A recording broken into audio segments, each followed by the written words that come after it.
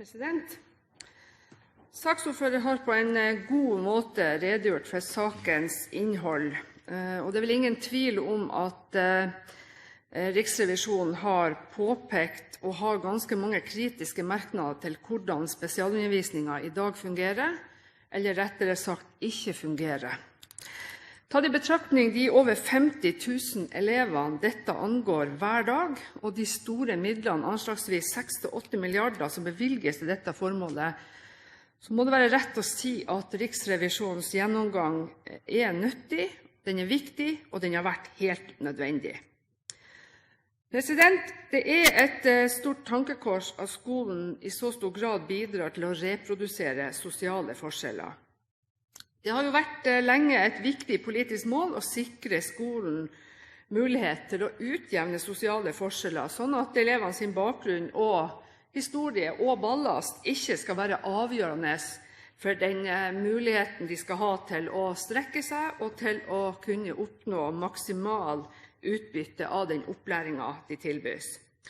Retten til individuell opplæring og spesialundervisning er derfor avgjørende viktig for å sikre at barn får så like muligheter som overhodet mulig i livet sitt. Riksrevisjonens påpekninger viser jo at vi dessverre ikke lykkes i tilretteleggingen av spesialundervisningen i den grad vi burde. Flere har vært inne på at om lag 8% av elevene i grunnskolen får spesialundervisning. Og Riksrevisjonen har jo på nytt dokumentert det vi vet, at omfanget av spesialundervisning varierer på en uforklarlig måte mellom kommuner, og at det tydeligvis er svært ulik praksis, til tross for at elevene i utgangspunktet er utstyrt med den samme rettigheten. Det er en utfordring knyttet til at man tolker eller forstår eller anvender loven så forskjellig kommuner imellom. Riksrevisjonen viser jo også at disse ulikhetene bare har økt de senere årene. Og dette er altså forhold som er alvorlig, betenkelig, og som Høyre derfor mener departementet må gå nærmere inn i. Opplæringsloven er klar på at en kommune ikke kan avslå krav på spesialundervisning ut fra en økonomisk begrunnelse. Dette er en rettighet eleven har, uavhengig av kommunens budsjett. Fylkesmennene har likevel påpekt, når de har vært intervjuet og i dialog med Riksrevisjonen, at de mener å se at økonomiske hensyn har betydning i forhold til hvordan tildelingen av spesialundervisningen er. Dette har jo en samlet kontroll- og konstitusjonskomité påpekt som svært bekymringsfullt. For det betyr at lovens intensjon og den rettigheten elevene har, faktisk ikke er oppfylt.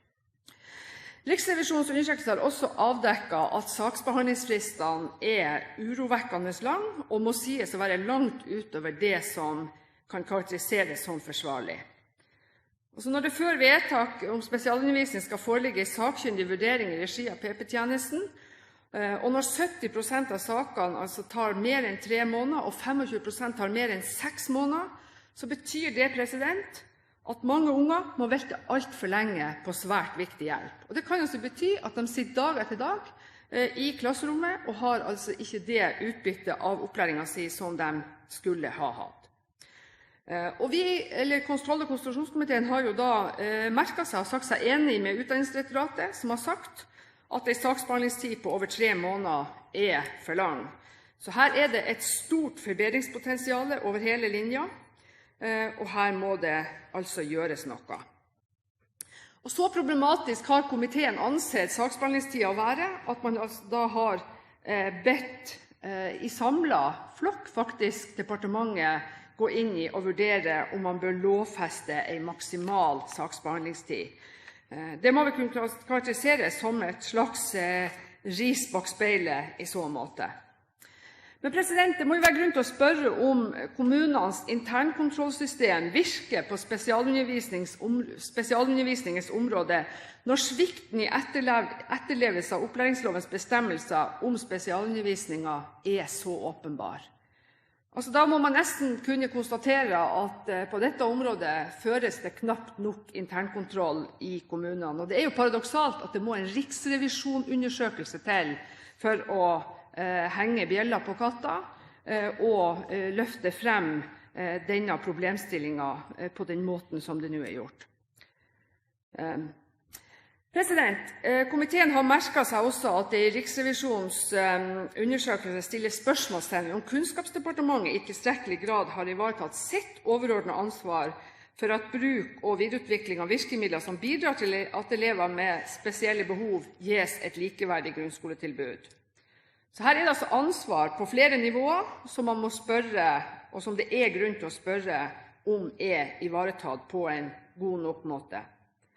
Og så vil jeg vise til representanten Høybakk, som har helt rett i at dette problemkomplekset i sin fulle bredde vil jo Stortinget komme tilbake til høsten når vi skal behandle den øvrige delene av stortingsmelding nummer 18, Læring og fellesskap. Men jeg har også lyst til å utfordre statsråden i dag, all den tid at det faktisk er en samlet kontroll- og konstitusjonskomité som har stilt seg bak merknaden om å be regjeringen om å vurdere en lovfesting av saksbehandlingstid.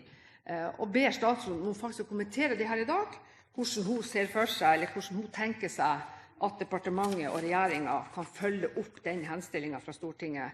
For her er det åpenbart en lang vei å gå, og det må antagelig kraftigere lut til enn det vi rår over i dag av virkemidler for å sikre oss at denne viktige retten til norske elever faktisk kan innfris. Jeg registrerer en replikk her. Representanten Aspaker har pådratt seg en replikk. Hallgeir Langeland.